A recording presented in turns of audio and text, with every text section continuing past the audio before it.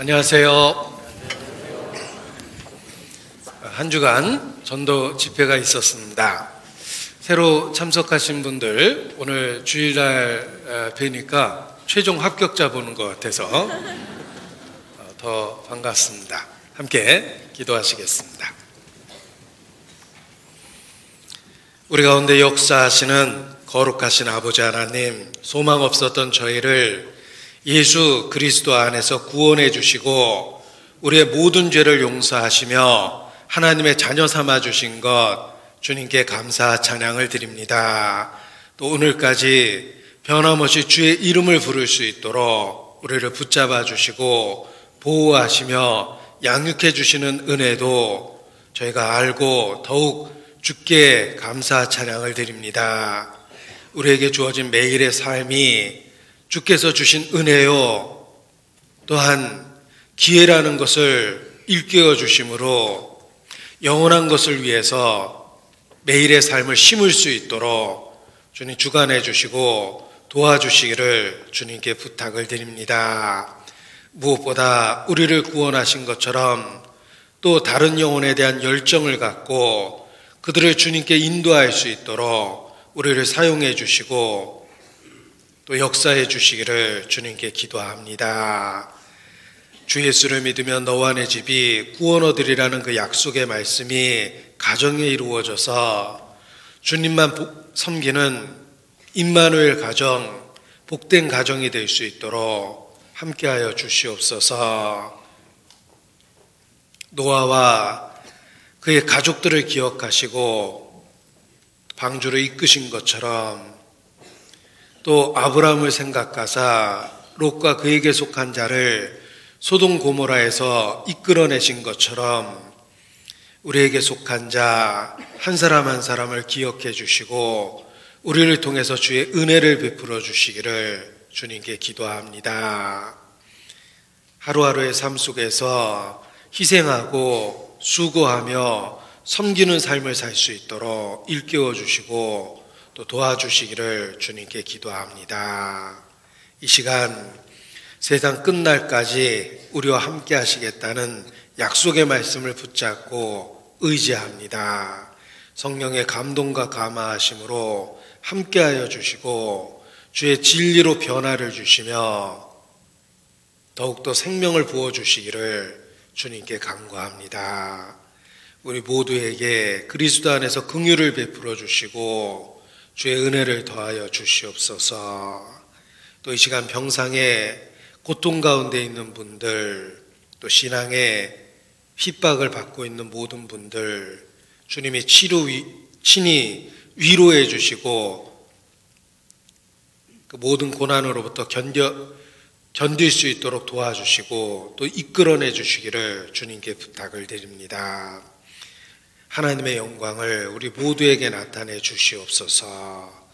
고마우신 우리 구주 예수님 이름으로 기도합니다. 아멘. 네, 성경 요한복음 5장 39절 말씀을 보시겠습니다.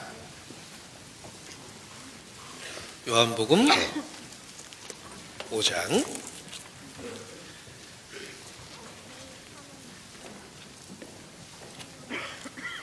39절 5장 39절 함께 읽겠습니다. 너희가 성경에서 영생을 얻는 줄 생각하고 성경을 상고하거니와 이 성경이 곧 내게 대하여 증가하는 것이로다. 하나님은 생명의 원천이십니다. 따라서 우리가 생명을 누리는 매일의 삶, 그 뒤에 보이지 않는 하나님의 손길이 있습니다. 지금도 우리가 그를 힘입어 기동하며 있느니라 말씀하셨습니다.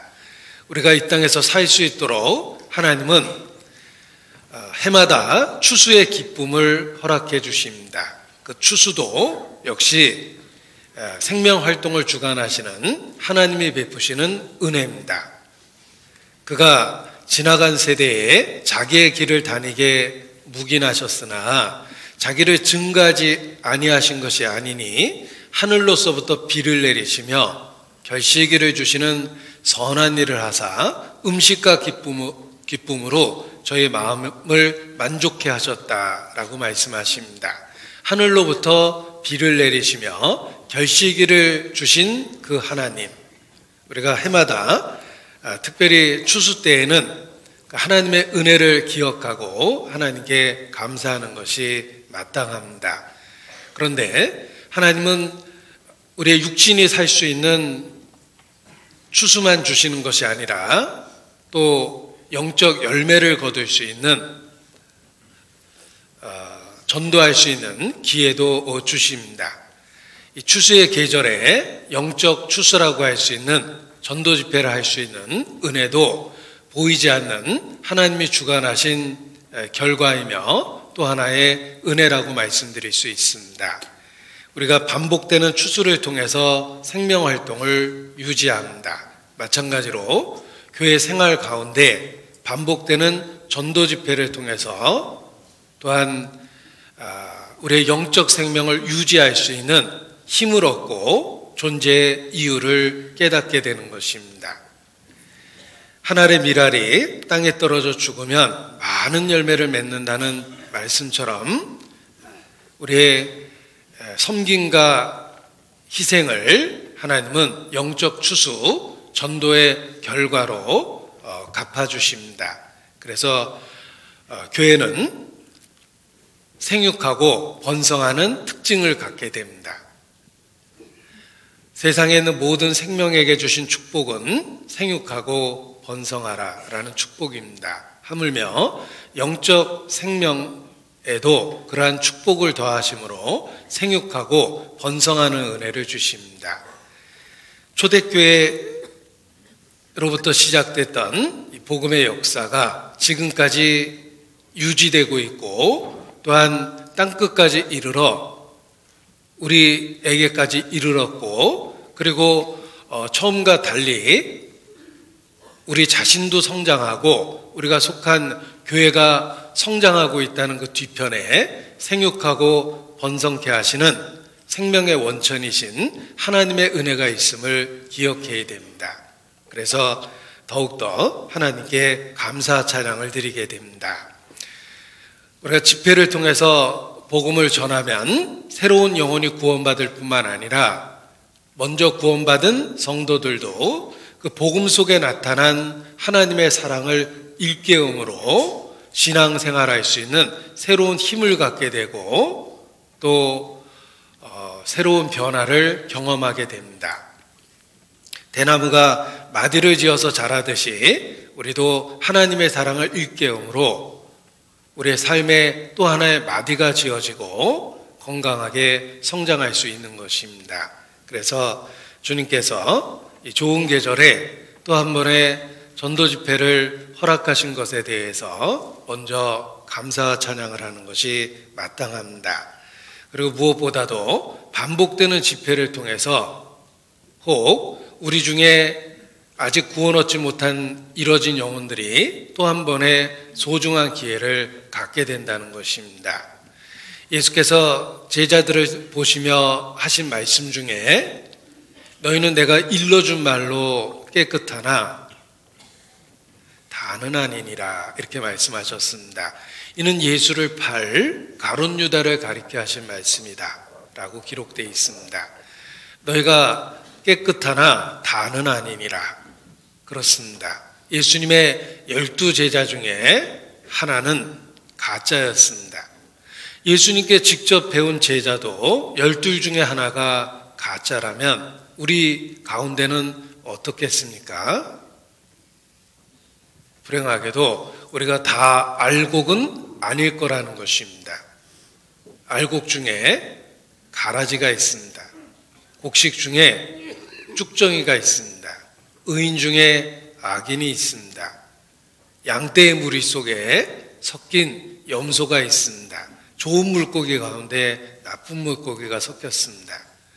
아마도 이 시간 예수께서 이 가운데서 말씀하신다면 같은 말씀을 하실 것입니다. 너희는 내가 일러준 말로 깨끗하나 다는 아니니라 라고 틀림없이 말씀하실 것입니다. 따라서 우리 자신이 먼저 자기 자신을 살피고 믿음에 있는가 확증하는 것이 필요합니다. 성경은 끊임없이 경고하고 있기 때문에 그렇습니다. 너희는 돌아보아 하나님의 은혜에 이르지 못하는 자가 있는가? 두려워하라고 우리에게 경고하셨습니다. 너희는 서로 돌아보아 하나님의 은혜에 이르지 못하는 자가 있을까? 두려워하라. 우리 시대가 더욱 그렇습니다. 그래서 먼저 말씀 가운데 자신을 살피고 그리고 자신의 구원 문제를 확증하며 또 다른 영혼을 살펴보는 것이 필요합니다. 우리가 비행기를 타면 그 비상사태 시의 대처 행동에 대해서 광고를 합니다. 비행기가 비상 상황에 빠지면 먼저 예를 들면 그 호흡기가 보조 호흡기가 그 비상 상황 시 이렇게 뚝 떨어지는데 옆에 아무리 사랑하는 사람이 있다 하더라도 그 사람을 먼저 채워주는 게 아니라 자기 자신부터 채우라고 광고를 합니다. 먼저 자기가 호흡이 정상이 돼야 다른 사람을 계속해서 돌봐줄 수 있기 때문에 그렇습니다. 그래서 먼저 자신이 그 보조 호흡기를 차고 그리고 옆에 있는 사람을 도와주라고 이렇게 광고를 합니다. 영적으로도 그렇습니다. 자기도 잘못 가면서 또 다른 잘못 가는 사람을 인도할 수는 없습니다. 따라서 우리 자신을 먼저 살펴보고 그리고 다른 사람을 살펴보는 것이 필요합니다. 그래서 전도 집회는 반복적이지만 무엇보다도 내 자신을 위한 것이다 라는 것을 먼저 일깨우는 것이 필요합니다. 한 주간 여러 곳에서 많은 지체들이 희생하고 섬기고 봉사했기 때문에 또 한 번의 영적 추수를 할 수 있었습니다. 하나님께 감사드리고 또 보이지 않는 곳에서 수고한 많은 지체들을 우리가 서로 격려하는 것이 필요합니다. 우리가 집회 때마다 꼭 읽는 그러한 성경 구절을 오늘의 본문으로 택했습니다. 학자들은 성경 기록 방식을 연구하며 성경에 기록된 특징이 있다. 그 중에 하나가 집약적 계시의 원칙이다. 이렇게 표현을 합니다. 중요한 내용을 한 문장 속에 요약해서 담아 놓으셨다는 것입니다. 그래서 성경을 읽으면 무엇이 중요한지 끊임없이 확인하고 일깨울 수 있다는 것입니다. 성경에 기록된 방식 중에 하나입니다. 집약적 계시의 원칙. 한 구절 또는 한 장을 통해서 핵심적인 내용을 요약해서 정리하는 것입니다. 이 요한복음 5장 39절도 집약적 계시의 원칙에 해당하는 대표적인 구절입니다. 짧은 구절 속에 마치 수학의 공식처럼 핵심적인 내용을 담아 놓으셨다는 것입니다. 내가 성경에서 영생을 얻는 줄 생각하고 성경을 상고하거니와 이 성경이 곧 내게 대하여 증가하는 것이로다. 짧은 문장 속에 우리가 믿는 핵심적인 내용이 들어있습니다. 너희가 성경에서 영생을 얻는 줄 생각하고 성경을 상고하거니와. 기독교는 객관적으로도 체계 종교다라고 이야기합니다. 국가는 헌법 위에 세워졌고 법을 통해서 유지되는 것처럼 기독교라는 진리도 성경 위에 세워졌고 성경을 통해서 유지되고 있다는 것입니다. 그래서 학자들도 객관적으로 기독교를 체계 종교다라고 이야기합니다. 예수께서도 사탄의 시험을 물리치실 때 기록되었을 때라는 하나님의 말씀을 통해서 사탄의 시험을 이겨냅니다. 예수께서 초자연적인 기적으로 사탄의 시험을 이겼다면 우리는 사탄의 시험을 이길 방법이 없습니다. 우리는 초자연적인 기적을 일으킬 수 없기 때문에 그렇습니다. 그런데 예수께서 사용하신 영적 무기는 기록되었을 때라는 하나님의 말씀입니다. 따라서 우리도 동일한 하나님의 말씀을 통해서 사탄의 시험을 이겨낼 수 있다는 것입니다. 우리도 말씀을 붙잡고 잘못된 것을 드러내고 올바른 것을 붙잡고 올바른 길로 계속해서 걸어갈 수 있습니다. 주의 말씀은 내 발의 등이요 내 길의 빛이니이다. 빛을 통해서 길을 분별하고 그 길로 걸어가는 것처럼 하나님의 말씀이 우리의 갈 길을 가르쳐 보이십니다. 그래서 우리가 하나님의 말씀을 소중히 여기고 가장 큰 영적 보화로 여기는 것이 마땅합니다. 다윗도 고백하기를 주의 말씀의 맛이 내게 어찌 그리 단지요 내 입에 꿀보다 더하니이다 라고 고백합니다. 우리도 하나님의 말씀을 소중히 여기는 그러한 마음이 필요합니다. 우리의 믿음이 바로 성경 위에 세워져 있기 때문에 그렇습니다. 그런데 성경은 꽤 두꺼운 책입니다. 66권입니다. 1189장입니다. 수천 명의 등장인물이 있습니다. 사건과 이야기가 가득합니다. 그러나 이렇게 두꺼운 성경책은 단 하나의 주제를 우리에게 증거합니다. 바로 예수 그리스도입니다. 예수님은 성경의 핵심을 분명하게 선포하셨습니다. 이 성경이 곧 내게 대하여 증거하는 것이로다. 성경 66권 모든 장과 절은 한마디로 예수님에 대한 이야기입니다. 우리가 이순신 장군에 대한 책을 읽었다고 가정해 보죠. 꽤 두꺼운 이순신 장군의 책을 읽었습니다. 자, 이순신 장군에 대한 책을 읽었다면 어떤 페이지, 어떤 사건, 어떤 등장인물이 나와도 틀림없이 이순신 장군과 관련이 있을 것입니다. 왜냐하면 이 책은 이순신 장군에 대한 책이기 때문에 그렇습니다. 성경이 그렇습니다. 성경은 예수 그리스도에 대한 이야기입니다. 어떤 사건이 있든 어떤 등장인물이 나오든 다 예수님을 직접 간접적으로 증거하기 위해서 그 이야기가 인용되고 기록되었다는 것입니다. 그래서 예수 그리스도를 성경을 통해 발견하게 되면 모든 말씀이 이해되고 깨달아지기 시작하는 것입니다. 결국은 모든 성경은 예수 그리스도를 증거하고 있기 때문입니다. 우리는 파편적으로 또는 부분적으로 성경 이야기를 어디선가 듣고 지냅니다. 우리가 살고 있는 이 세상에 여러 가지 방법으로 성경 이야기가 조각나서 알려져 있습니다. 내가 여기저기서 들었던 그 이야기가 사실 성경에서 나온 이야기가 참 많습니다.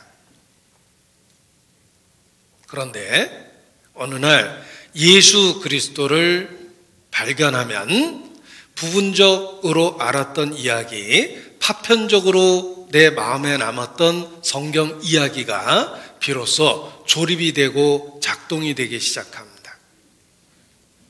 부품으로만 갖고 있었던 성경적 지식이 예수 그리스도를 믿게 될 때 비로소 조립이 되고 비로소 작동이 되는 것입니다. 그래서 이 이야기도 성경에서 나온 거구나. 그리고 내가 부분적으로 접했던 기독교의 이야기가 이렇게 연관이 되는 거구나 라는 걸 깨달으며 이미 발견한 예수 그리스도에 대한 믿음이 더 확실해지는 것입니다. 그래서 부품으로 갖고 있었던 지식이 마침내 조립돼서 작동되는 것과 같다라는 그런 경험을 표현은 다를지 모르겠지만 우리 모두 하게 되는 것입니다. 자, 모든 성경은 예수 그리스도를 증거합니다. 여기 성경 해석의 비법이 있습니다. 모든 페이지에서 예수님을 찾는 것입니다. 모든 사건 속에 예수님이 들어있습니다. 모든 이야기 속에 예수님이 들어있습니다. 창세기부터 요한계시록까지 읽다 보면 예수 그리스도가 숨겨져 있고 나타나 있고 부분적으로 증거되고 있다는 걸 깨달을 것입니다. 그래서 성경 해석의 비법 이렇게 말씀드릴 수 있습니다. 모든 페이지, 모든 사건, 모든 이야기 속에서 예수 그리스도를 찾으라. 그러면 연관되어 있다는 것입니다. 서양 사람이 만든 표어입니다. Jesus is the answer. 예수가 답이다. 분명하게 성경의 진리를 이렇게 한 문장으로 표현할 수 있습니다. 우리가 성경을 통해서 발견하는 진리는 예수께서 길이요 진리요 생명이라는 것입니다. 그래서 학자들은 참된 기독교는 예수님 자신이다. 이렇게 짧은 문장으로 기독교의 핵심을 표현했습니다. 영어로 표현하면 언어적 뉘앙스가 훨씬 더 강해집니다. Christianity is Christ. 기독교는 그리스도 그 자체다. 이렇게 표현을 합니다. 자, 우리가 믿는 신앙을 사람들은 기독교 이렇게 표현합니다. 이 기독교의 기독이 무엇일까? 한자로 써봤습니다. 터 기자에 감독할 독자입니다. 한자로 썼지만 뜻이 해석되지는 않습니다. 그 이유는 그리스도라는 외국어를 한문으로 음만 따서 번역했기 때문에 그렇습니다. 음역입니다. 그리스도라는 외국어를 음을 따서 한문으로 번역하니까 기독교 이렇게 된 겁니다. 이 기독이라는 말은 결국은 그리스도라는 말을 음역한 겁니다.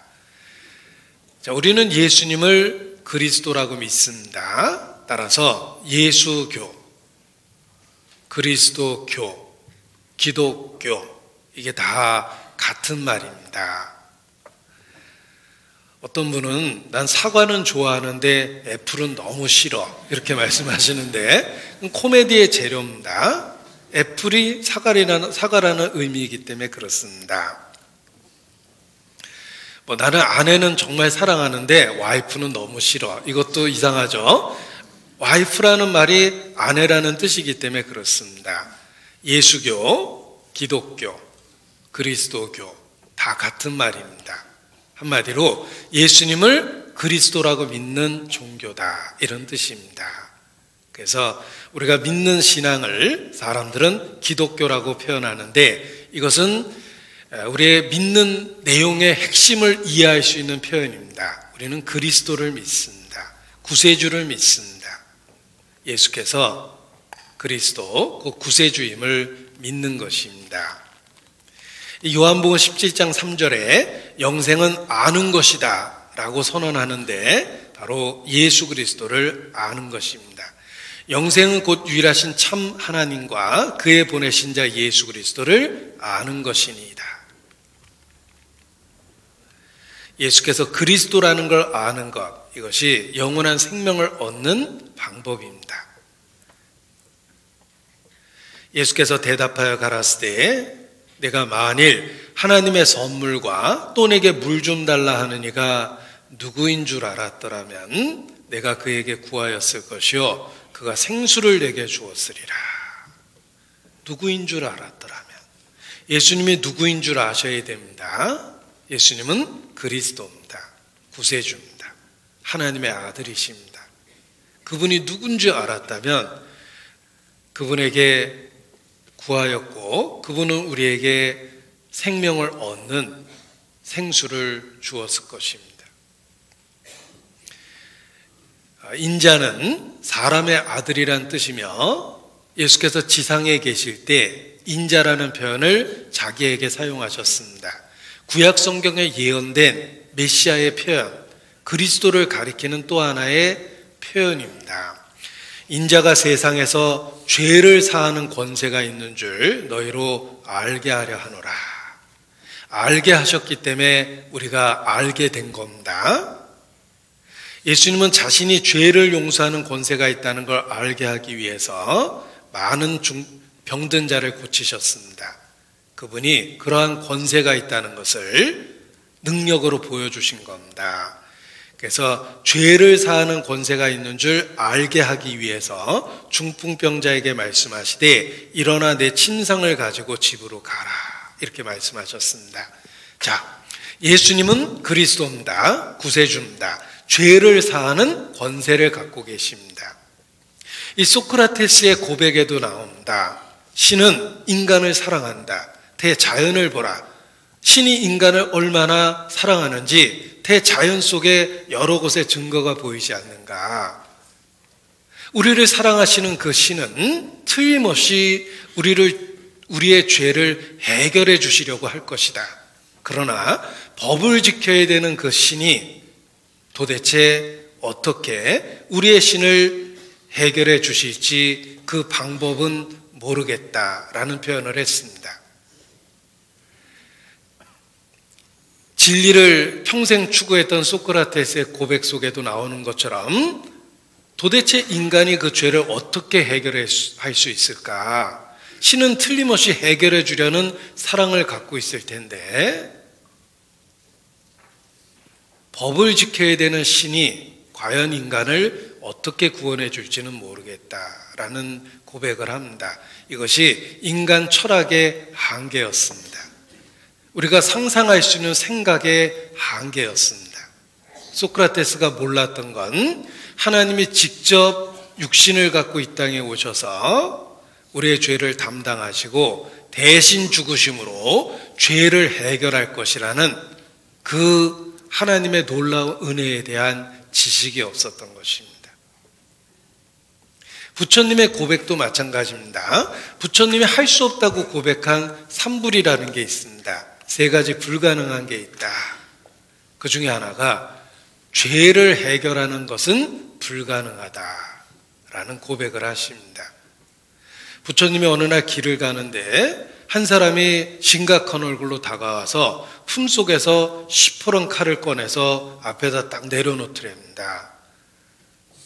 부처님이 깜짝 놀라셨습니다. 무슨 일이냐고 물어보니까 그가 말하기를 저에게는 원수가 있습니다. 저는 그 원수를 갚기 위해서 평생 칼을 품고 원수를 찾아다녔습니다. 그런데 그 원수를 막 찾아냈습니다. 어떡할까요? 부처님이 웬만하면 용서해 주라고 한참 이야기를 하셨는데 아무 대답도 없이 칼을 다시 품에 들고 달려가더니 부처님이 보는 앞에서 그 원수를 사정없이 도륙했답니다. 끔찍한 살해 현장을 목격했습니다. 충격을 받으셨죠? 사람의 죄는 반드시 보응을 받는다. 시간이 흘러도 그 죄를 해결할 방법은 없다라는 깨달음을 갖게 됩니다. 그래서 부처님이 할 수 없다고 고백한 것 중에 하나가 바로 죄를 해결하는 방법은 없다라는 것입니다. 그것이 인간의 한계입니다.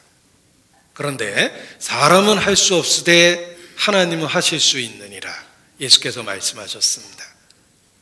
소크라테스가 이해 못했던 죄를 해결하는 방법, 부처님도 동일한 고백을 했습니다. 그런데 예수님은 죄를 사하는 권세를 갖고 계십니다. 어떻게? 하나님 자신이기 때문에 그렇습니다. 하나님은 입법자와 재판자입니다. 죄싹은 사망이라는 법도 하나님이 만드셨습니다.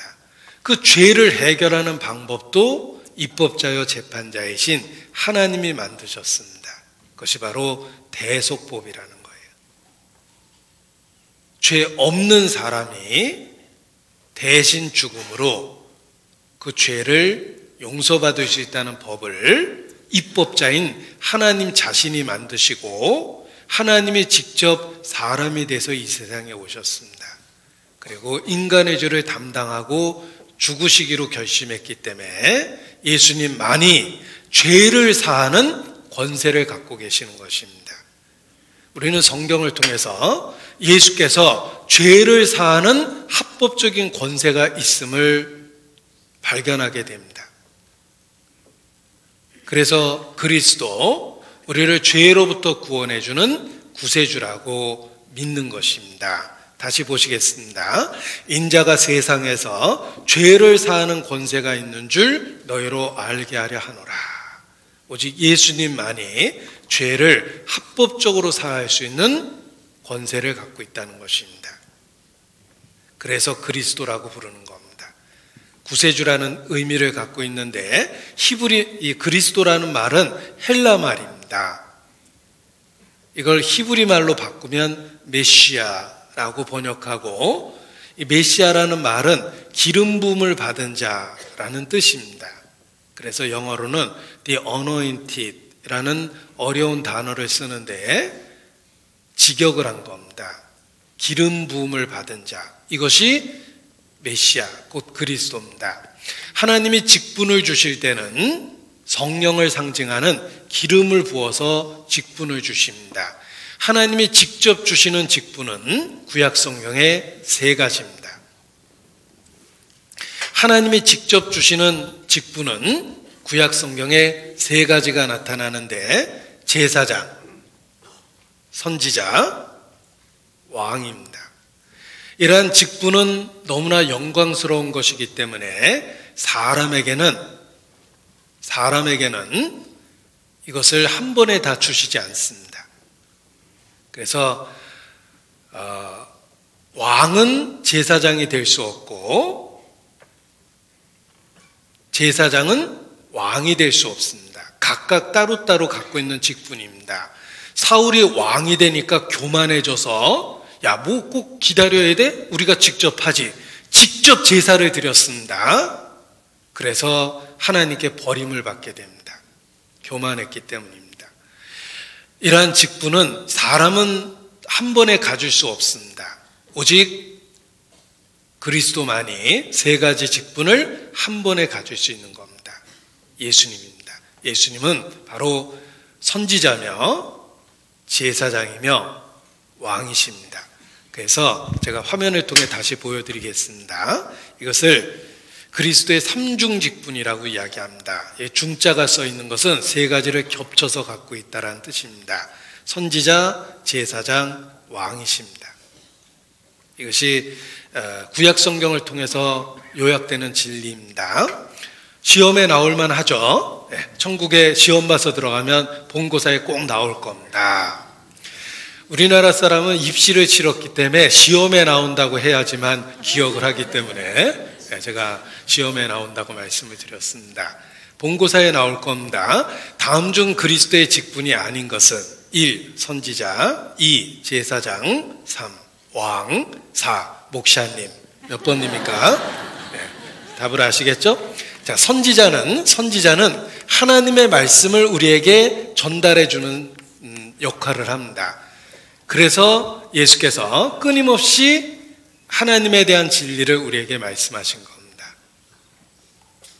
내가 주와 선생이 됐다. 예수님은 우리의 선생이십니다. 하나님의 말씀을 우리에게 전달해 주는 선생이십니다.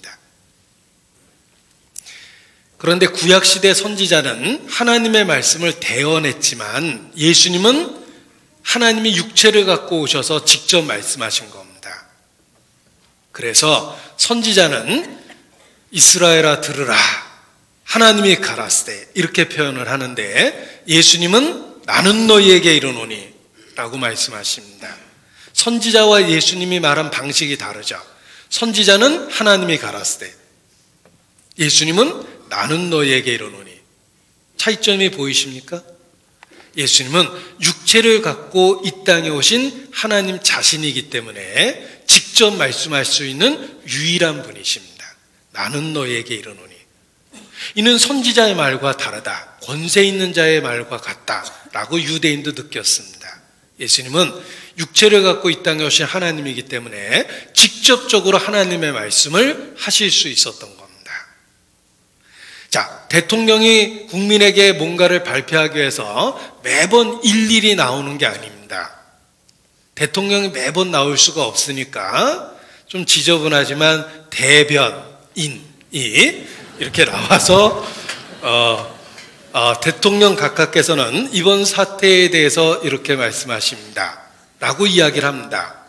대변인은 그렇게 말할 수밖에 없죠. 그런데 대통령이 직접 나타나면 뭐라고 그럽니까?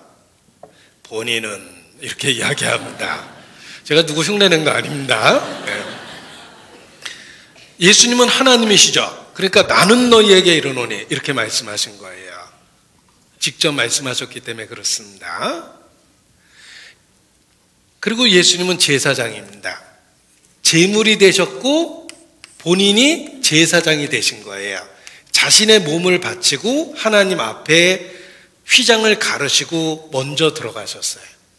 그래서 우리의 죄를 해결하고 우리를 하나님 앞으로 인도해주는 제사장의 역할을 하십니다.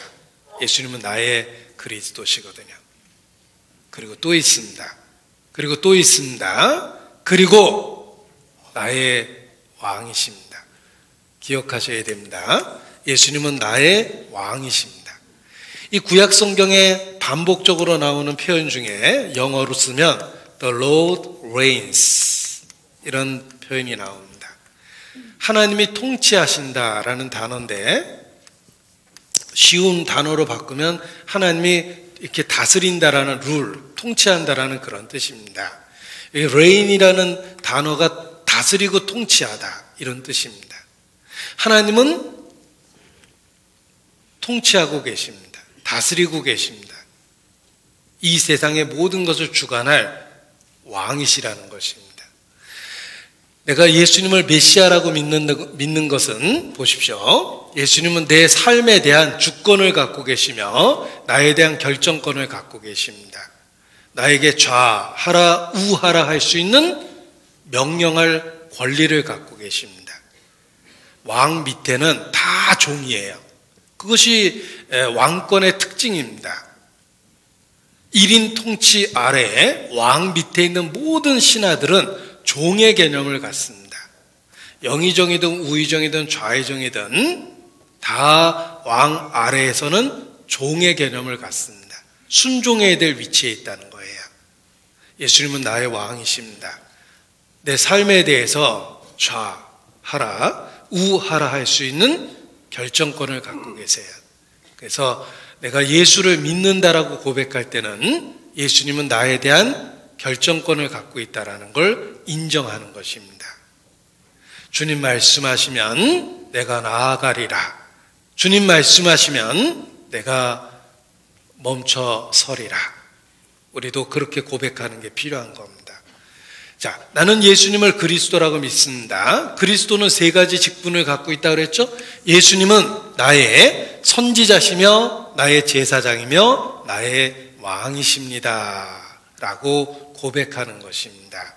그래서 예수 그리스도를 믿는다라는 말을 나는 크리스찬이다. 나는 예수 믿는 사람이다. 라고 고백을 하게 되는데 그 의미는 예수님은 나의 선지자시며 나의 제사장이시며 나의 왕이십니다. 라는 것을 받아들인다는 뜻입니다.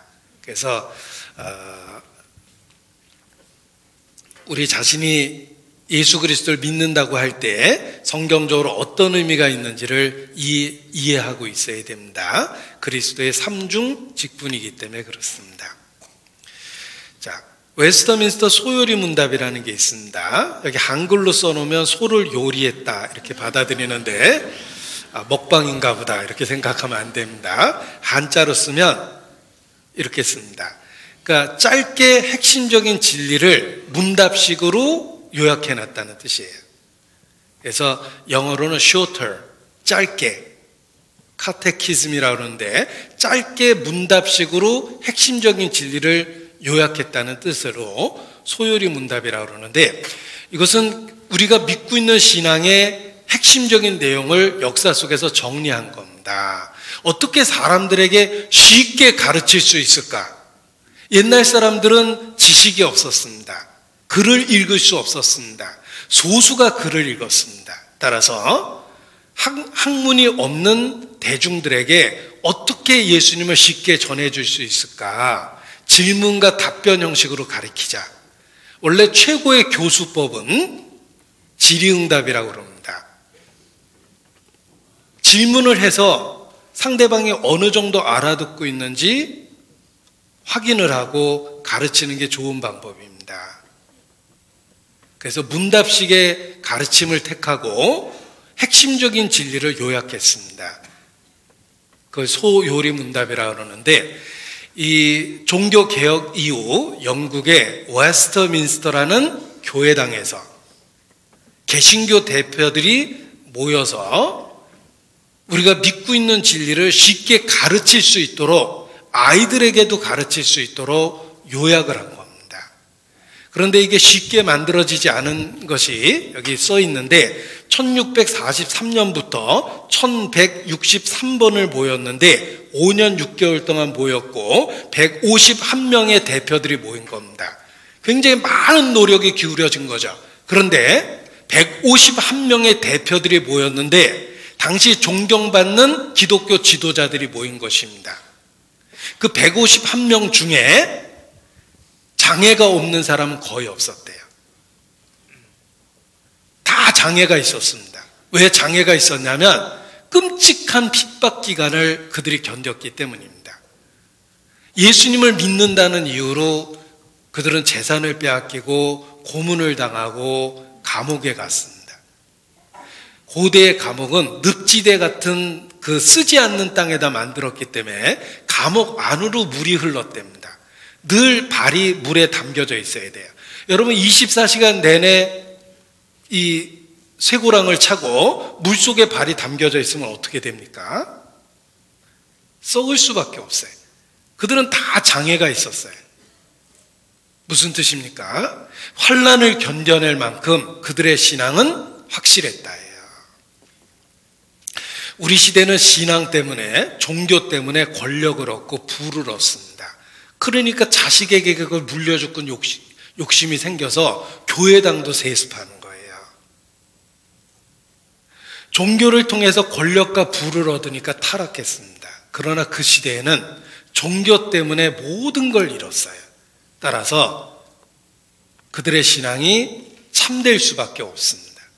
그들은 자신이 믿는 신앙을 위해서 모든 걸 포기했기 때문입니다. 그런 사람들이 모여서 핵심적인 진리를 요약했으니까 믿을만 하죠.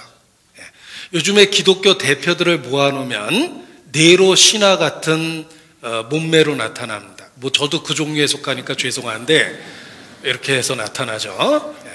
요즘에 기독교 대표들은 네로 신화 모아놓은 것 같다라고 이야기해요. 권력과 부를 누리기 때문에 그렇습니다. 그런데 그 시대는 그렇지 않았다는 거예요. 핍박을 견뎌낸 시대입니다. 그 시대가. 6.25 때 이야기입니다. 조용히 숨어서 예배드리는 교회당에 갑자기 무장한 인민군이 나타나서 총을 공중에다 대고 이렇게 막 쐈대요. 사람들이 기겁을 했습니다. 그리고 니들 예수 믿냐 다 죽이겠다고 이렇게 총을 철커덕하고 겨눴습니다. 마지막 기회니까 안 믿는 것들이 있으면 나가라고 그러더래요. 몇몇 사람들이 다행이다 그러고 문으로 빠져나갔습니다. 이제 안 믿는 것들은 다 나갔나? 그러더니 총을 내려놓더니 진짜만 모였으니까 우리 예배합시다 그러더래요. 그래서 환란이란 단어가 영어로 tribulation인데 그 tribulation이라는 단어의 유래를 공부해 보면 로마 시대 농기구 중에 하나며 쭉정이를 이렇게 골라내는 농기구를 트리뷰레티오라고 그랬어요. 그래서 트리뷰레이션이라는 단어가 된 겁니다. 쭉정이를 걸러내는 도구가 환란이라는 거예요. 신앙 때문에 핍박을 받으면 거짓된 신앙은 금방 드러납니다. 이 웨스트민스터 소요리 문답은 핍박받은 사람들이 모여서 핵심적인 진리를 쉽게 전달해 주려고 요약을 했으니까 그 가치가 남다를 수밖에 없는 겁니다. 그 소요리 문답에 우리의 구원과 관련한 핵심적인 질문의 답입니다. 보십시오. 제 23문답입니다. 그리스도께서 같이 읽어보겠습니다. 그리스도께서 우리의 구속자로서 선지자와 제사장과 왕의 직분을 행하시되 낮아지셨고 높아지신 두 상태에서 하십니다. 이게 직독직해가 안 됩니다. 왜냐하면 핵심적인 내용을 모아놨기 때문에 한 번 읽어서 이해하기는 좀 어렵습니다. 보시죠. 더 어렵게 해드리겠습니다. 똑같은 말을 영어로 썼습니다. 원문에 뭐라고 됐는지 한번 제가 읽어보겠습니다. Christ as our Redeemer executes the offices of a prophet, of a priest, and of a king, both in his estate of humiliation and exaltation. 더 어려워졌죠? 다시 쉽게 해드리겠습니다. 훨씬 나아졌죠? 그래서 어려운 걸 경험해보면 더 쉽게 느껴집니다. 자, 그리스도께서 우리의 구속자가 되셨는데 세 가지 직분이 있다고 그랬죠? 선지자, 제사장, 왕의 직분을 행하십니다. 낮아지셨고 높아지신 두 상태에서 하십니다. 낮아지셨고 높아지셨습니다. 고난받으시고 영광받으셨습니다. 죽고 부활하셨습니다. 예수님이 하신 일의 핵심은 낮아지셨고 높아지셨어요. 동정녀 탄생, 본디오 빌라도에게 고난을 받으사 십자가에 못 박혀 죽으심, 이게 낮아지신 거예요. 그러나 죽은 자 가운데서 3일 만에 살아나시고 하늘에 오르사 전능하신 하나님 우편에 앉아 계시다가 저리로서 산자와 죽은 자를 심판하러 오십니다. 이게 높아지심이에요. 예수 믿는다라는 말에는 예수님의 낮아지심과 높아지심이 들어있고 고난과 영광이 들어있으며, 쉽게 표현하면 죽음과 부활이 들어있는 거예요. 예수는 우리 범죄함을 위하여 내어줌이 되고 우리를 의롭다 하심을 위하여 살아나셨느니라. 이게 핵심입니다. 예수님은 죽고 부활하셨습니다. 그래서 나의 그리스도가 되셨는데 나의 선지자시며 제사장이시며 왕이시 되신 거예요. 이것이 예수 믿는다라는 내용입니다. 이러한 내용을 우리가 성경 66권을 갖고 반복적으로 배워나가는 거예요. 그래서 핵심을 이렇게 요약을 한 것입니다. 이왕 말씀이 나왔으니까 좀 정리를 해보죠. 그리스도를 믿는다는 것을 과거, 현재, 미래로 나눠서 생각해 볼 수 있습니다. 과거, 현재, 미래. 자, 예수 믿는다라는 것을 시점을 나눠보면 과거는 예수님이 하신 일과 관련이 있습니다. 영원한 속죄를 이루사 단번에 성소에 들어가셨습니다. 우리의 죄를 용서하셨죠. 그리고 현재는 죄를 용서했기 때문에 함께 하실 수 있는 거예요. 우리를 깨끗게 하셨기 때문에 우리와 함께 거하실 수 있게 된 겁니다. 예수님이 제자들의 발을 씻기니까 베드로가 깜짝 놀라서 내 발은 못 씻긴다고 거절합니다. 그때 예수께서 내가 너를 씻기지 아니하면 네가 나와 상관이 없느니라 라고 말씀하셨습니다. 베드로가 깜짝 놀라죠.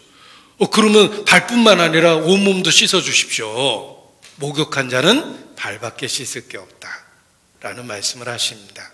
내가 너를 씻기지 아니하면 네가 나와 상관이 없느니라. 우리는 반드시 예수님께 씻김을 받아야 돼요. 우리의 죄를 씻을 수 있는 방법은 피 흘림이 없은즉 죄사함이 없느니라. 그리스도께서 나 때문에 피를 흘리셨다는 걸 믿어야 됩니다. 그래서 성경의 놀라운 표현 중에 하나입니다. 피로 그 옷을 씻어 희게 하였느니라 라고 표현했습니다. 피로 씻으면 새빨개져야 되는데 영적으로는 더 하얘집니다. 예수님의 피를 믿으면 하나님 앞에 거룩해진다는 뜻이에요. 그래서 우리는 그리스도의 피 흘리심을 믿습니다. 십자가는 나를 위해서 그리스도께서 피를 흘리셨다는 진리를 한 단어로 표현하는 거예요. 예수께서 나를 위해 피를 흘리셨습니다. 그 피에 씻어서 옷을 하얗게 했다는 말은 예수님의 피 흘리심을 믿고 죄를 용서받았다는 뜻입니다. 죄를 용서받아야지만 예수께서 나와 함께 하실 수 있습니다. 그리고 앞으로는 다시 오셔서 나를 영원한 세계로 데려가십니다. 그래서 예수님을 믿는다는 것을 과거, 현재, 미래로 구별해 보면 내 죄를 용서해 주시고 현재 나와 함께 하시며 나를 데려가기 위해서 곧 오실 거예요. 보십시오. 우리는 예수님이 하신 일을 통해서 구원의 확신을 갖습니다. 이것을 청교도들은 blessed assurance, 축복된 확신이 생긴다 이렇게 표현을 했습니다. blessed assurance, 축복된 확신이 생깁니다. 그리고 나와 함께 하시고 있다는 약속을 통해서 위로를 받고 하나님의 능력을 경험하게 됩니다. 지금도 나와 함께 계십니다. 나를 고아처럼 버려둔 게 아니에요. 내 죄를 용서하시고 나와 함께 하십니다. 그 결과 때마다 일마다 위로를 받고 능력을 받는 것입니다. 제가 힘들 때 저 스스로에게 들려주는 찬송입니다. 힘들고 지쳐 낭망하고 넘어져 일어날 힘 전혀 없을 때에 못자국 난 그 손길 내 손 잡아주시며 나에게 말씀하시네. 나에게 실망하고 내 자신 연약해 고통 속에 눈물 흘릴 때에 조용히 다가와 내 손 잡아주시며 나에게 말씀하시네. 너는 내 아들이라 오늘날 내가 너를 낳도다. 너는 내 아들이라 사랑하는 내 아들이라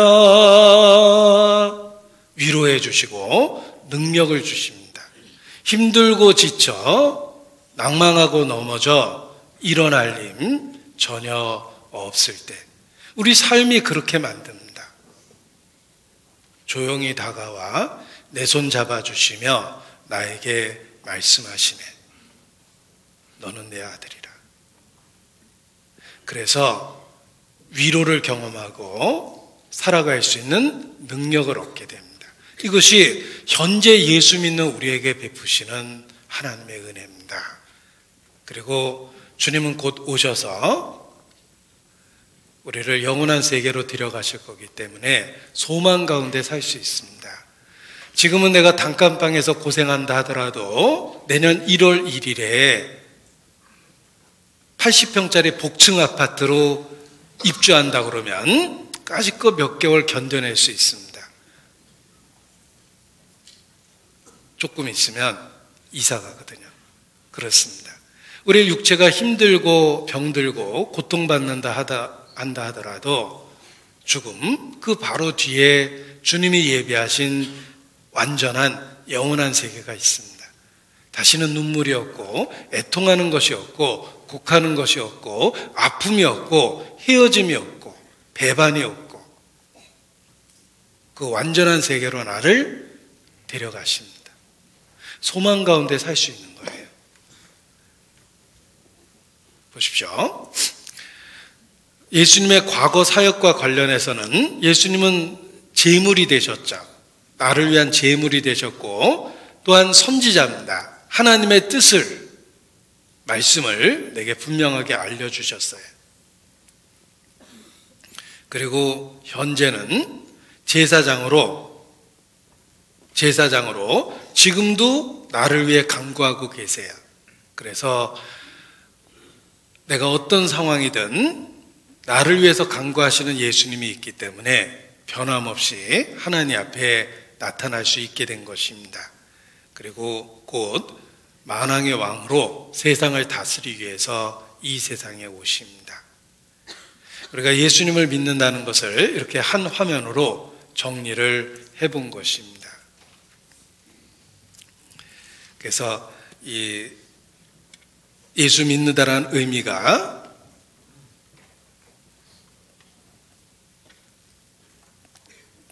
짧게 표현하면 예수 그리스도를 믿는다고 표현하지만 그 속에는 성경 전체를 통해서 그리스도가 갖고 있는 의미가 선지자, 제사장, 왕의 개념이기 때문에 그런 다중적인 의미가 있다는 걸 우리가 계속해서 배워나가게 되는 것입니다.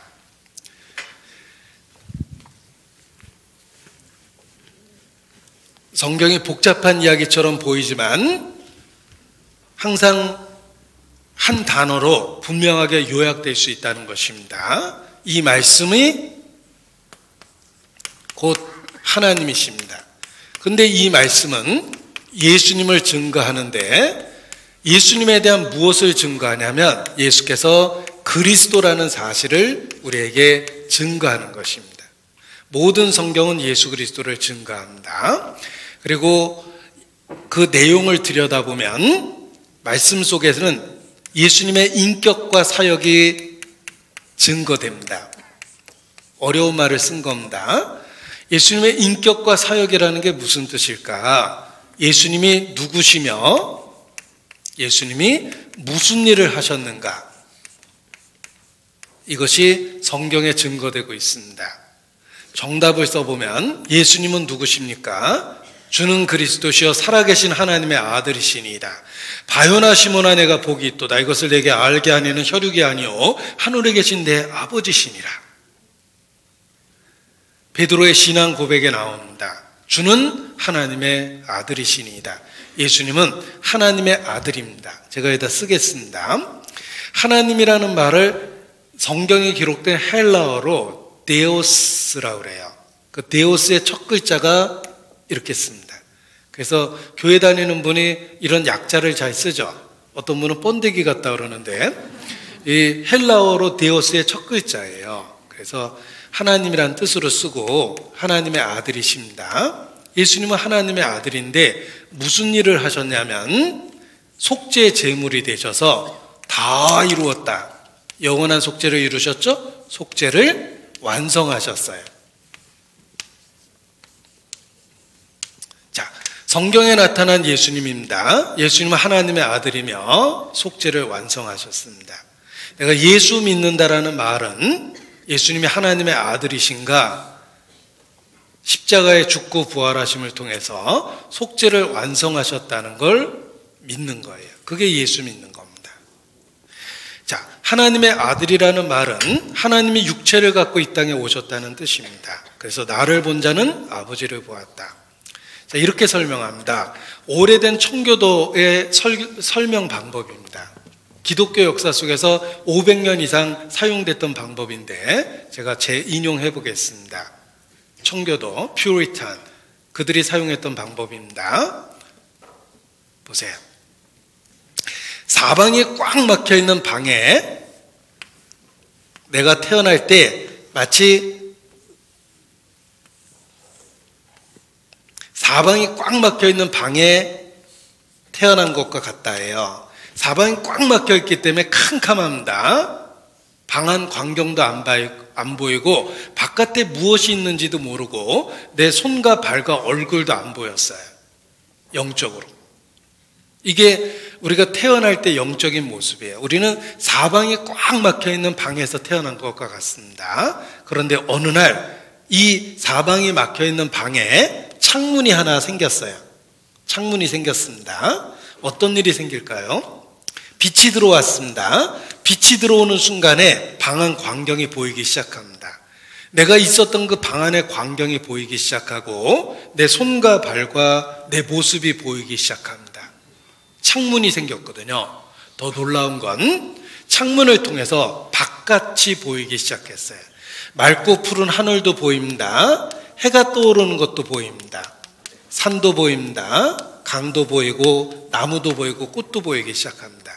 온 세상이 다 보이는 건 아니지만 창문을 통해서 바깥 세상이 보이기 시작합니다. 자, 이렇게 설명해 놓고 예수님을 설명합니다. 예수님은 하나님을 향해서 난 창문과 같다. 이렇게 표현합니다. 그래서 영어로 windows, 창문이란 뜻이죠. windows into God. 하나님을 향해서 난 창문이다. 이렇게 표현하는 거예요. windows into God. 하나님을 향해서 난 창문과 같다. 내 인생에 하나님을 계시하는 독생자가 오셨습니다. 빛이 들어오기 시작했어요. 이 세상이 어떤 의미가 있는지 보인 거예요. 왜 하나님이 이 세상을 만드셨고 왜 이 세상에 고통과 슬픔과 전쟁이 있는지도 알게 됐어요. 예수님이 오셔서 그걸 우리에게 설명을 해준 거예요.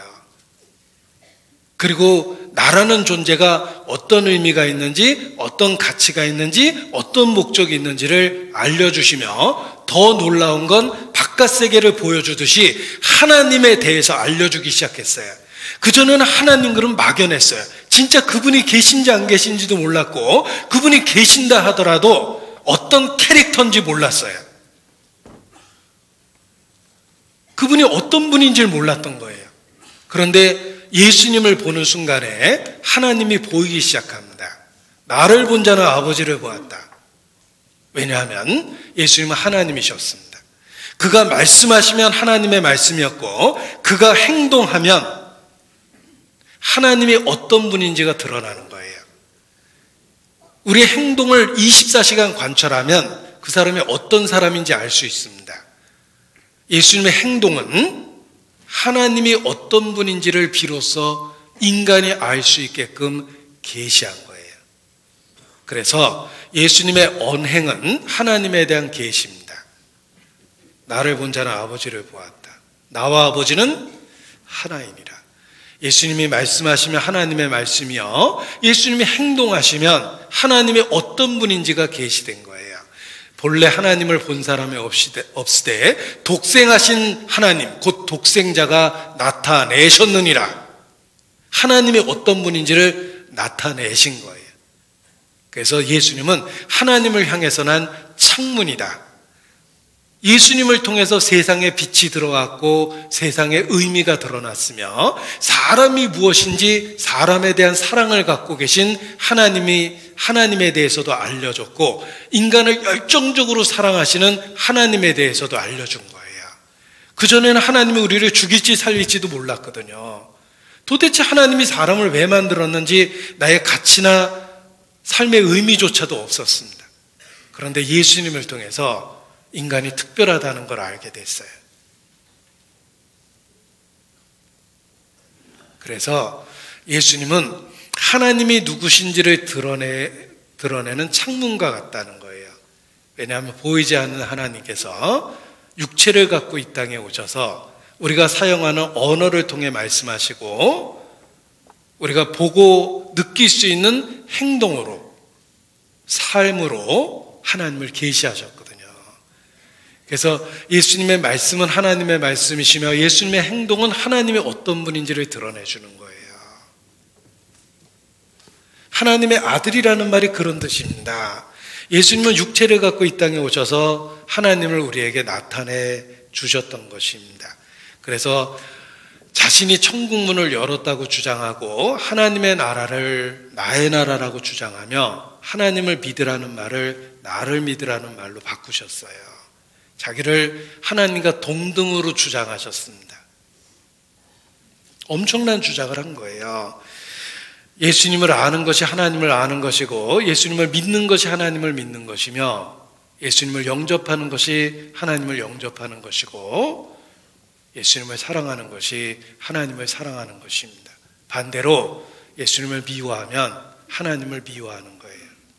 왜냐하면 예수님은 육체를 갖고 이 땅에 오신 하나님 자신이시기 때문에 그렇습니다. 요한일서 4장입니다. 요한일서 4장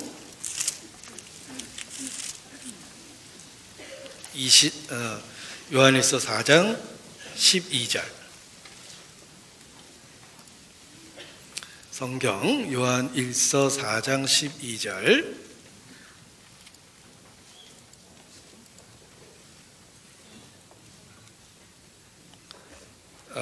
죄송합니다. 5장 12절입니다. 요한일서 5장 12절 같이 읽죠. 아들이 있는 자에게는 생명이 있고 하나님의 아들이 없는 자에게는 생명이 없느니라.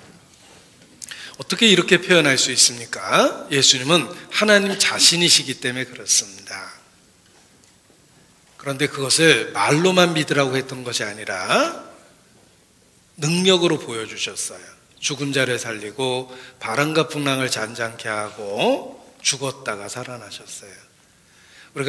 우리는 예수님이 하나님의 아들이심을 믿습니다. 왜냐하면 성경이 그렇게 증거해주고 있고 역사 속의 모든 성도가 그렇게 믿었어요. 그걸 크리스찬이라고 그러는 거예요. 그리스도인, 예수 믿는 사람이다, 이렇게 표현하는 것입니다.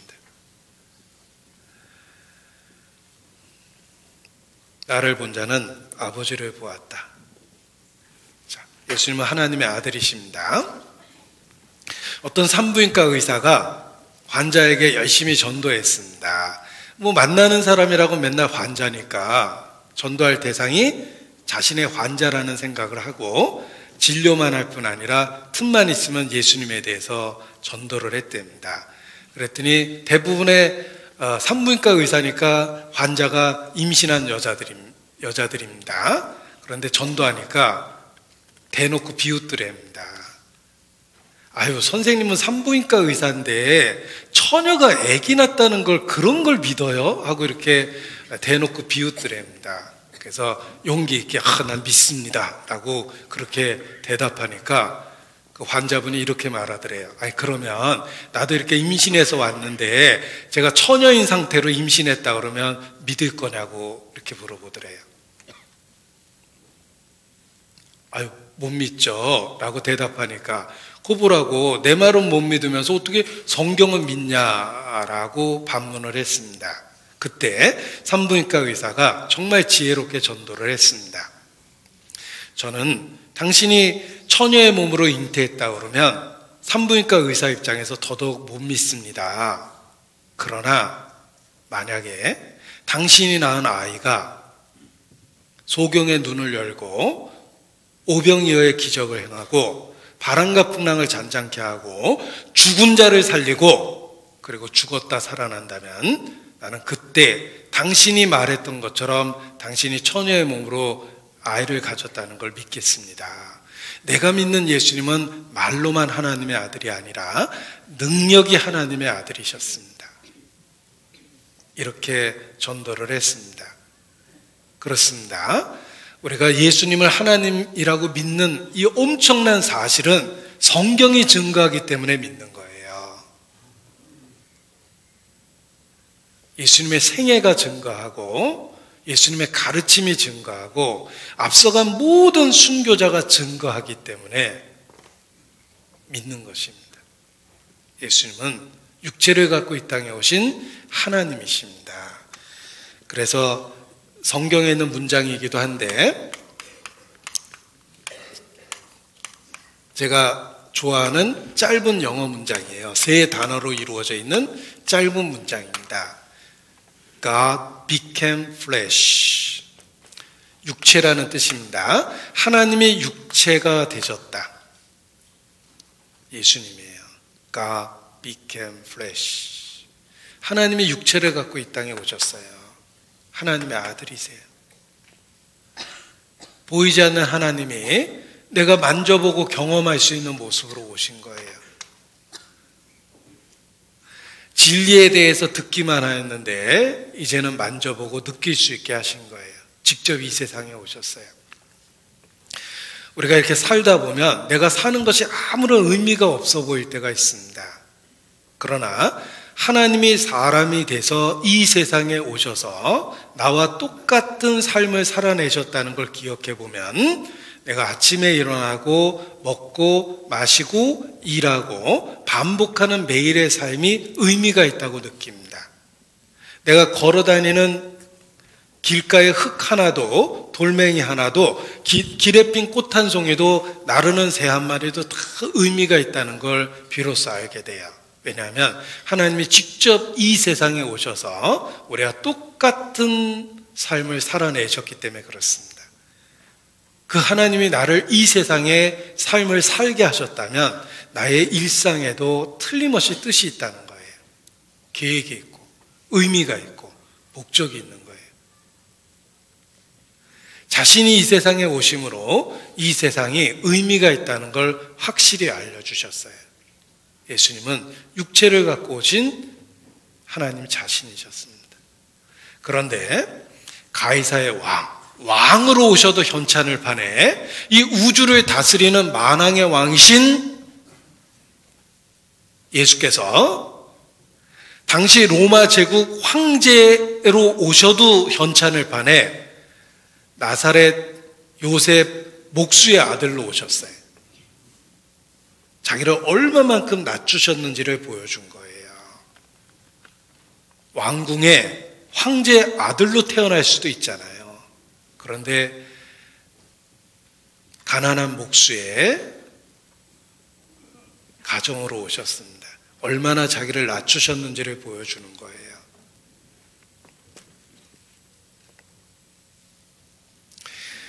자, 그런데 하나님이 사람에 대해서 오셔서 이 세상에서 권세와 영광을 누린 것이 아니라 고난받고 죽으셨어요.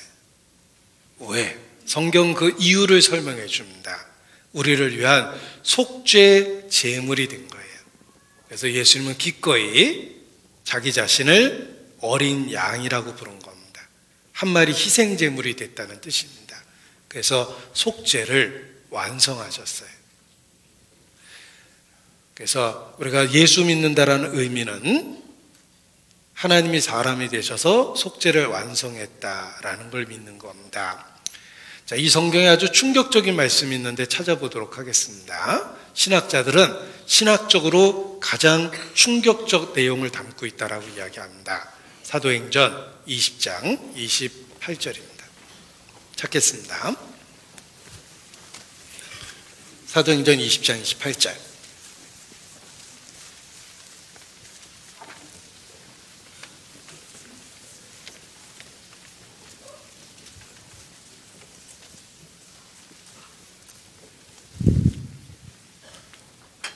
사도행전 20장 28절.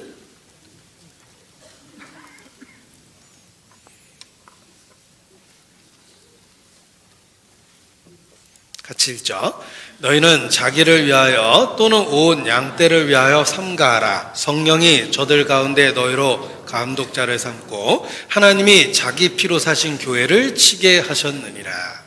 자, 하나님이 교회를 얼마 주고 샀냐면 자기 피로 샀답니다. 그래서 충격적이에요. 하나님이 자기 피로 사신 교회를 치게 하셨느니라. 교회를 하나님의 피로 샀다고 표현했어요. 하나님이 자기 피로 사신 교회를 치게 하셨다. 어떤 물건의 가치는 얼마 주고 샀느냐라는 것 속에 가치가 드러납니다. 자, 이 컵이 10,000원 주고 샀으면 10,000원짜리입니다. 여기 아이패드 있는데 이거 100만 원 주고 샀는데 이거 100만 원짜리입니다. 얼마 주고 샀느냐가 얼마짜리냐는 뜻입니다. 하나님이 인간을 구원하실 때 양을 죽여서 구원했다면 인간이 구원을 받습니다. 구원은 받습니다. 하나님이 구원하시는데 당연히 구원을 받겠죠. 그러나 인간의 가치는 양을 죽여서 구원했다면 가치는 양값이에요. 별 가치가 없다는 뜻이에요. 만약에 인간을 개를 죽여서 구원했다면 인간의 가치가, 저는 차마 그런 표현 못합니다. 그런데 하나님이 자기 피로 구원했다는 말은 인간의 가치가 얼마나 가치 있고 의미 있는지를 보여준 거예요. 제가 어떤 분에게 열심히 전도했더니 끊임없이 비웃더라고요. 그래서 왜 그러냐고 물어봤더니 이렇게 말씀하셨어요. 뭐 예수 하나 죽었다고 난리냐. 역사 속에서 남을 위해서 죽은 사람이 한둘이냐. 이순신 장군도 나라를 위해서 죽고 유관순이라도 만세 부르다 민족을 위해서 죽고, 역사 속에서 남을 위해서 죽은 사람이 수도 없이 많은데 뭐 예수 하나 죽었다고 뭐 그렇게 그러냐라고 이렇게 말씀하셨어요. 제가 그분이 막 얘기하는 걸 들으면서 깨달았습니다. 예수님이 누군지 모르고 있는 거예요. 내가 잠잠하였더니 내가 나를 너와 같은 줄 생각하였도다. 예수님은 하나님 자신이셨어요. 하나님의 피로 인간을 구원한 겁니다. 그분이 모르고 있는 결정적 사실은 예수께서 누군지 몰랐던 거예요.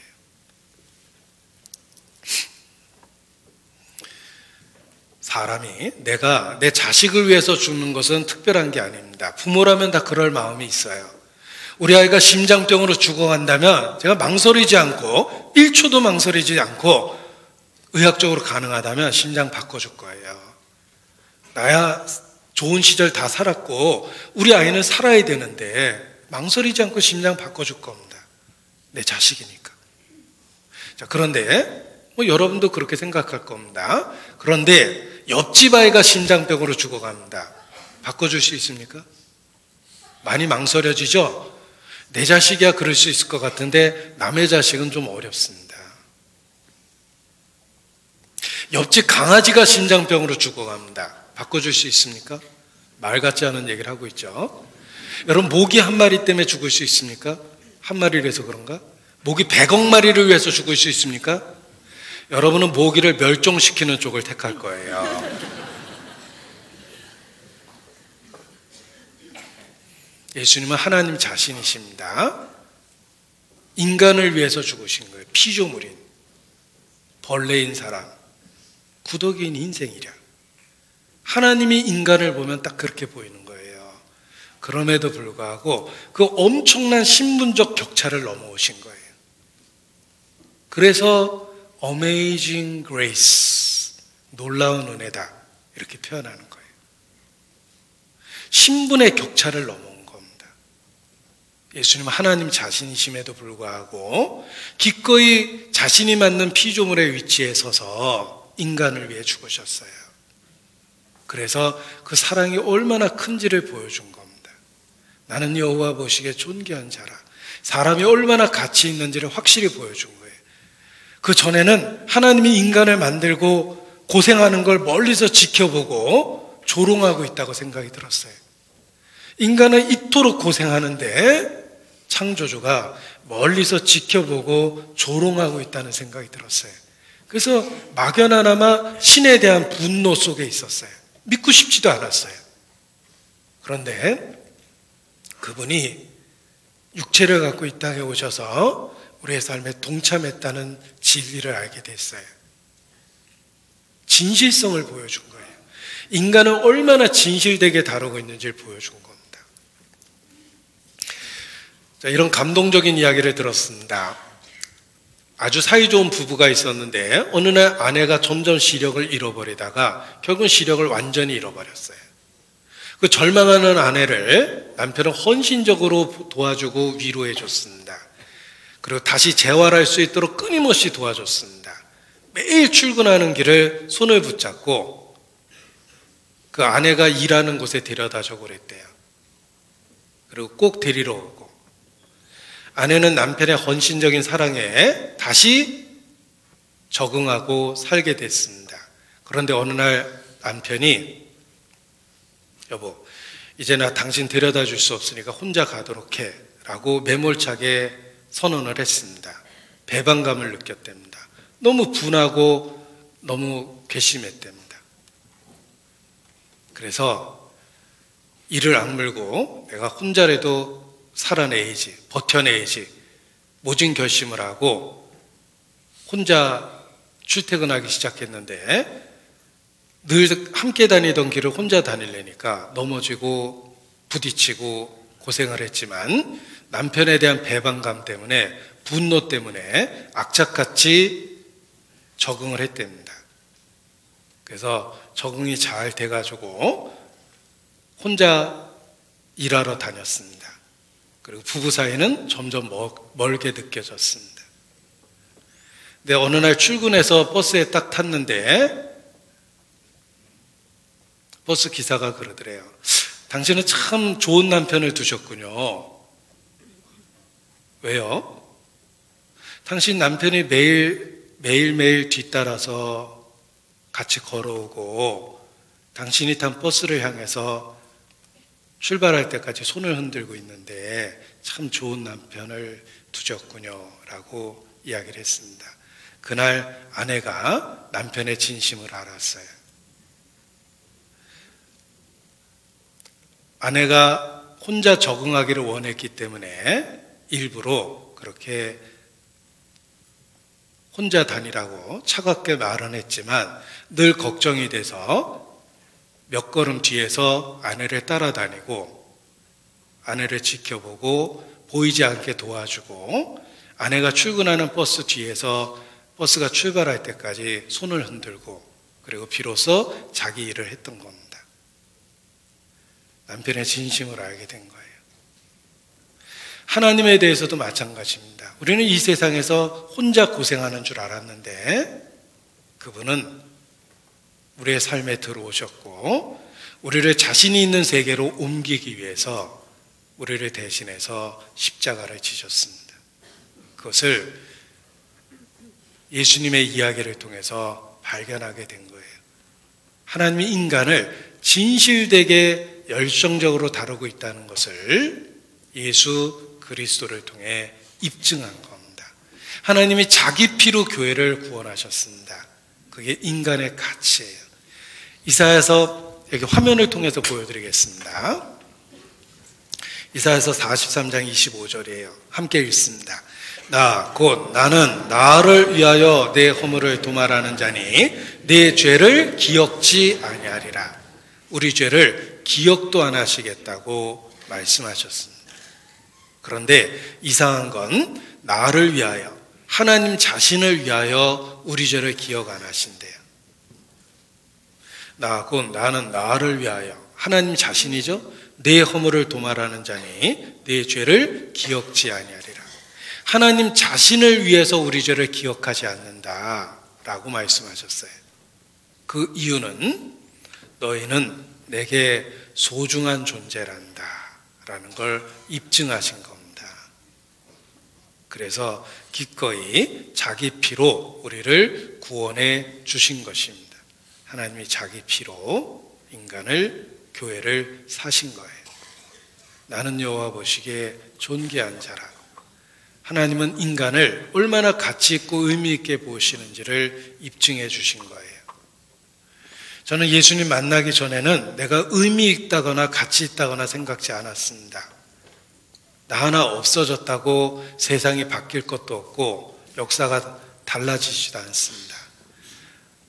조용히 어느 날 세상이라는 무대에서 내려와도 거의 대부분의 사람들이 눈치를 못 챌 거예요. 내가 의미 있거나 가치 있다고 생각을 안 했습니다. 그러나 예수님을 믿게 되었을 때 비로소 내 존재 목적이나 가치를 깨닫게 된 거예요. 나는 여호와 보시기에, 적어도 하나님 보시기에 가치 있고 의미 있는 존재라는 걸 알았습니다. 왜냐하면 하나님이 나를 구원하기 위해서 희생한 대가가 바로 자기 자신의 피였기 때문에 그렇습니다. 찬송의 가사입니다.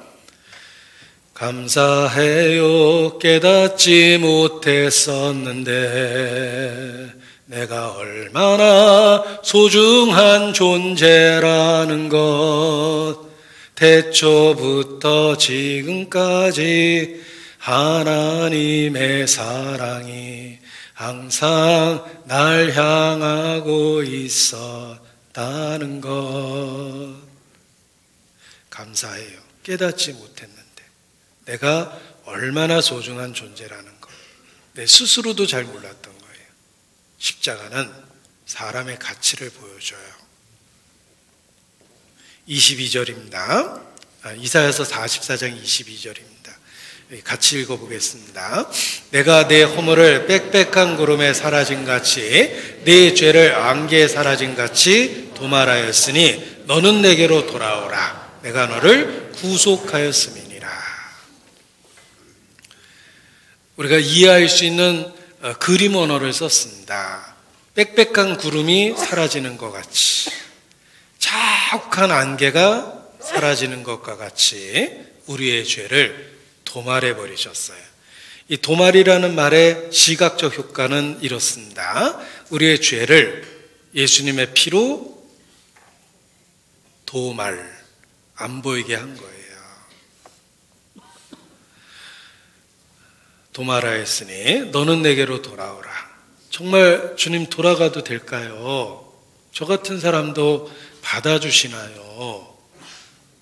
도말하였다고 그랬죠? 돌아오라. 믿는 게 돌아가는 거예요.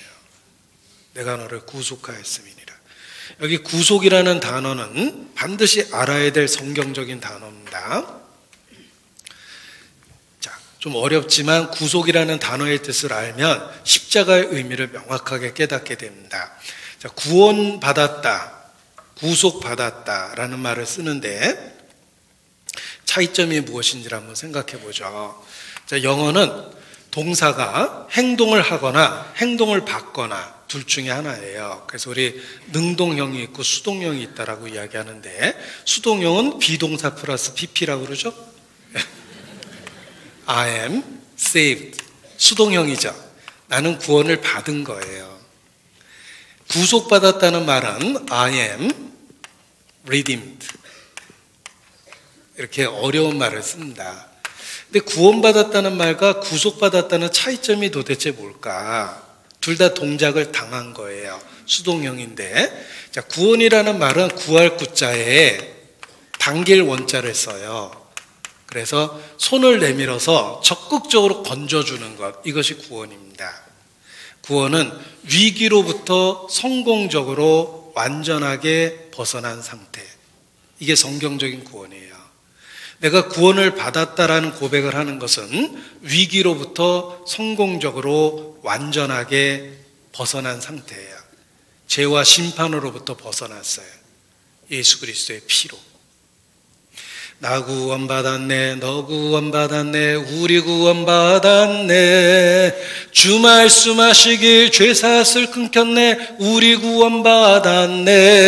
주일학교 찬송가입니다. 예수 안에 있는 나에겐 결코 정죄함 없네, 생명의 성령의 법이 해방하였네. 로마서 8장 1절이에요. 나는 위기로부터 성공적으로 벗어났어요. 예수님 때문에. I'm saved. 나는 구원을 받았어요. 이렇게 표현하는 겁니다. 근데 구속받았다는 말은 무슨 뜻일까? 구자는 똑같아요. 구할 구자거든요. 구할 구자를 쓰는데 속자는 바꿀 속자를 씁니다. 살속, 바꿀 속이라고 그래요. 이 속자가 바꿀 속, 살속, 무역할 속이라고 이야기합니다. 그래서 동사로 쓰면 redeem이라는 표현을 쓰고, 이걸 명사형으로는 redemption이라고 그래요. 이 구속받기 위해서 지불하는 돈을 랜섬이라고 그래요. 랜섬이라고 쓰니까 어디서 본 단어 같습니다. 어디서 봤냐면 랜섬웨어라고, 이게 그 바이러스 중에 하나입니다. 남의 컴퓨터에 들어가서 다른 사람 파일을 못 쓰게끔 다 망가뜨려서 잠궈버리는 거예요. 그래서 어느 날 편지가 옵니다. 너 이거 네가 만든 파일 보고 싶으면 돈 50만 원만 내라. 그래서 그때 50만 원을 주면, 안 풀어주면 할 수 없고요, 풀어주면 다시 내가 만든 컴퓨터 파일을 볼 수 있게 되는 거예요. 그때 지불하는 돈을 랜섬이라고 그래요. 그래서 그런 그 소프트웨어를 랜섬웨어라고 그러는 거예요. 굉장히 수준이 높네요. 네. 근데 제가 굳이 단어를 설명한 이유가 있습니다. 속자 때문에 그래요. 대가를 지불하다는 뜻이거든요. 우리가 구원받기 위해서는 대가가 지불됐다는 거예요. 그래서 구원은 결과예요. 위기로부터 성공적으로 완전하게 벗어났습니다. 근데 어떻게 구원을 하셨는가? 구원의 방법이 구속이에요. 어떻게 성공적으로 완전하게 벗어났냐면 구속받았어요. 대가가 지불돼서 풀려난 거예요. 대가가 지불된 거예요. 하나님의 피로 대가가 지불돼서 우리가 구원을 받게 됐다라는 걸 설명해 주려니까 이렇게 어려운 말을 쓴 겁니다. 보십시오. 어떤 사람이 필리핀에 관광을 갔는데 행방불명이 됐습니다. 연락이 또 끊겼어요. 가족과 동네 사람이 걱정했는데 몇 달 만에 꽁꽁 묶여있는 사진 한 장과 편지가 고향으로 왔습니다. 10억을 보내지 않으면 팔다리를 교대로 잘라서 보내겠다고 써 있었어요. 온 가족이 회의를 했습니다. 멀쩡한 사람을 죽게 할 수는 없다. 돈을 모았어요. 모든 친족이 10억을 모았습니다. 그래도 돈이 부족했는데 다행히 동네 사람들이 그 마음씨 좋은 아저씨가 어떻게 그렇게 변을 당했나 해서 아이들까지 저금통을 다 털었답니다. 10억을 만들었어요. 그리고 보냈습니다. 그 보낸 돈을 랜섬이라고 그러는 거예요. 그리고 초조하게 기다렸는데 며칠 뒤에 꽁꽁 묶인 상태로, 살아있는 상태로 고속도로상에서 발견이 됐어요. 다행이죠. 그리고 드디어 고향에 왔습니다. 많은 사람들이 기뻐했습니다. 이제 성공적으로 완전하게 위기로부터 벗어났죠. 이분은 구원을 받았어요. 그런데 알고 보니까 어떻게 풀려났냐면 10억이 지불됐죠. 사실은 구속된 거예요. 대가가 지불돼서 풀려난 거예요. 이게 박구속자거든요.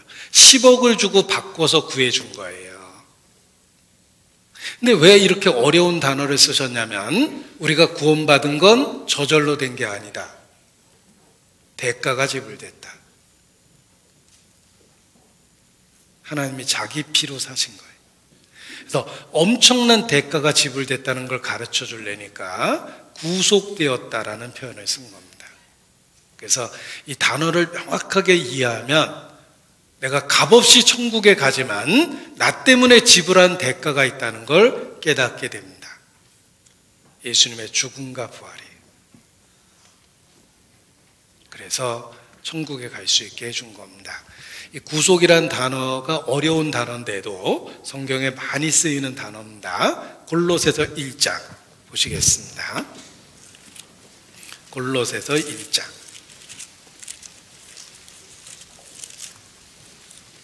13절 14절 골로새서 1장 13절 14절입니다. 같이 읽죠. 그가 우리를 흑암의 권세에서 건져내사 그의 사랑의 아들의 나라로 옮기셨으니 그 아들 안에서 우리가 구속 곧 죄사함을 얻었도다.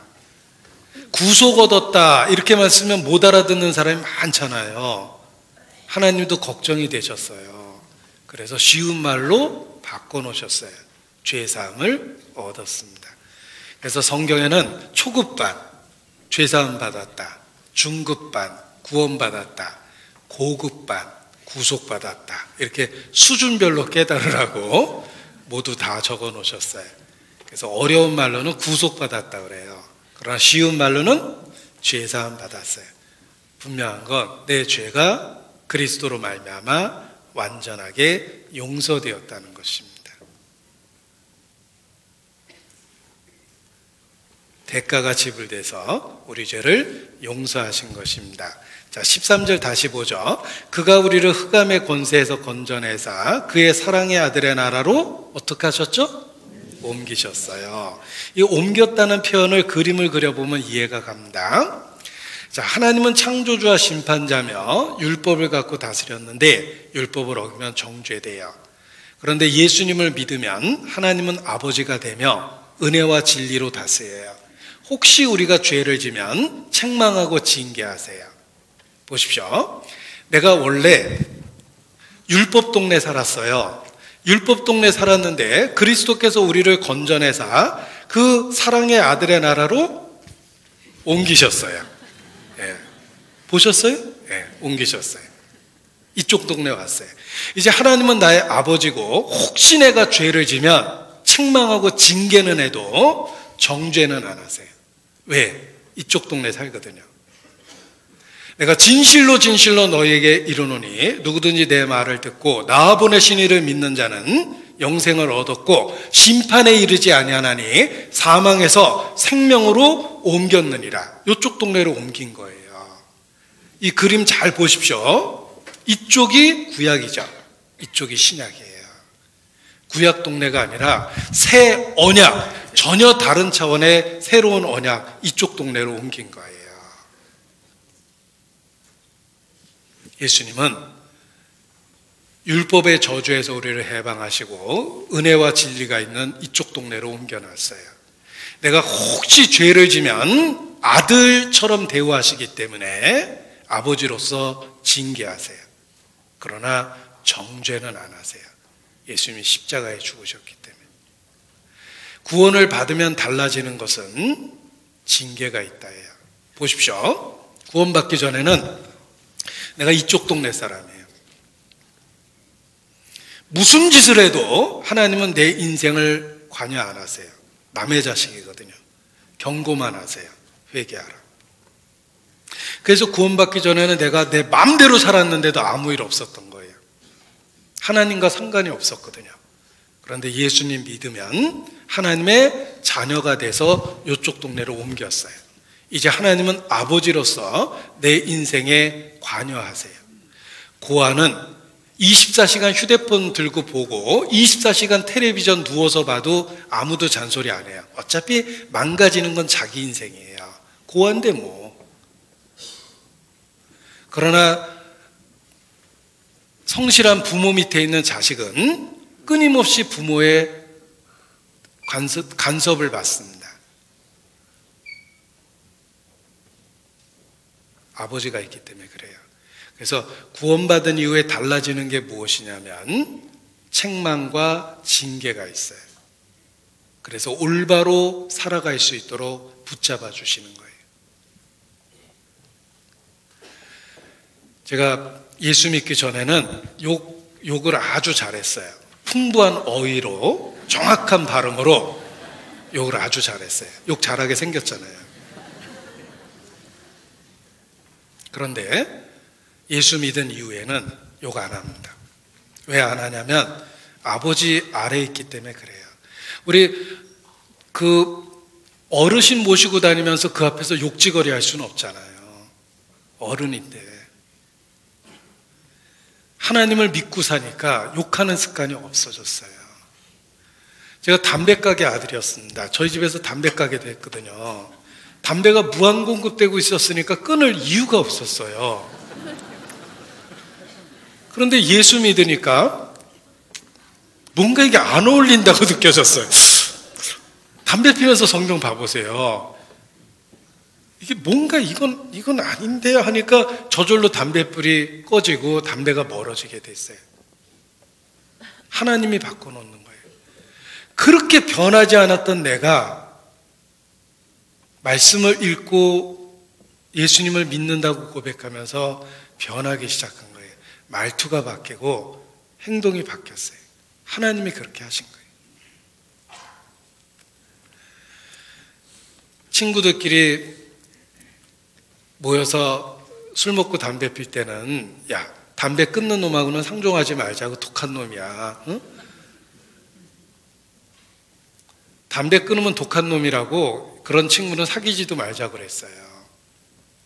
그런데 아무리 노력해도 끊어지지 않았던 담배가 예수님을 고백하고 성경을 읽기 시작하면서 담배가 멀어져요.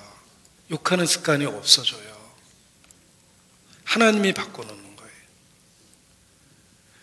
그래서 교회를 어머니 같다고 표현하는데 어머니 같은 교회 안에 있으면은 하나님의 교회를 통해서 우리를 양육하시고 그리스도인처럼 점점 변화시킵니다. 제가 어려운 말 하나를 써보겠습니다. 성경은 계시라고 그러죠. 하나님이 자기 자신을 드러내 보여주신 건데 특징이 있어요. 점진적 계시예요. 조금씩 분명하게 확실하게 드러내주는 거예요. 성경을 읽으면 조금씩 확실해지잖아요. 씨앗이 자라면 싹이 되고 이삭이 되고 곡식이 되고 열매가 되는데 한 번에 쭉 자라는 게 아니에요. 조금씩 자라죠. 생명이 그렇습니다. 내가 원하는 만큼은 변하지 않았는데 분명한 건 옛날하고는 달라요. 하나님이 그렇게 하시는 거예요. 그래서 점진적으로 예수님에 대해서 계시했던 것처럼 우리의 신앙도 점점 더 자라게 하셨어요.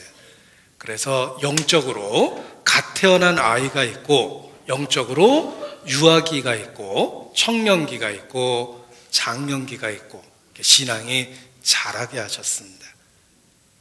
어머니의 품 안에서 아이가 자라듯이 교회 안에서 자라는 것입니다. 기도하시겠습니다. 고마우신 거룩하신 아버지 하나님, 한 주간 주의 말씀을 전할 수 있는 소중한 기회를 주신 것 감사를 드립니다. 이 말씀이 우리 마음에 새겨지고 변화를 만들고 또 열매를 거둘 수 있도록 더욱 역사해 주시기를 주님께 부탁을 드립니다. 무엇보다 한 번이라도 말씀을 들었던 영혼들 기억해 주시고 주님 앞에 나오며 교회 안에서 생활할 수 있도록 붙잡아 주시기를 주님께 간구합니다. 또 여러 곳에서 수고하고 봉사할 수 있도록 격려해 주신 것도 감사를 드립니다. 주님 오시는 그날까지 교회 안에서 지체와 일원으로 생활할 수 있도록 붙잡아 주시기를 주님께 기도합니다. 주께 의지합니다. 고마우신 우리 구주 예수님 이름으로 기도합니다. 아멘.